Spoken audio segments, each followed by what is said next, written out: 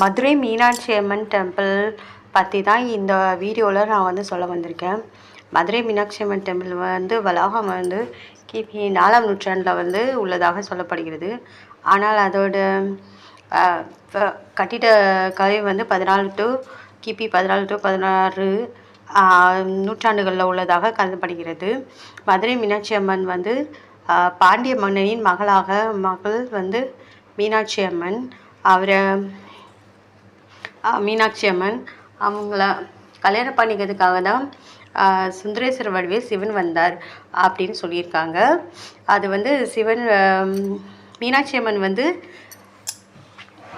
பார்வதி பிரதிபலிப்பாக இருக்கிறார். மீனாட்சி அம்மன் அண்ட் சுந்தரேச பெருமாள் கல்யாணம் பண்ணிக்கிறதுக்காக தான் வந்திருந்தார். அதனால அவங்களோட சந்நிதியை கோவிலாக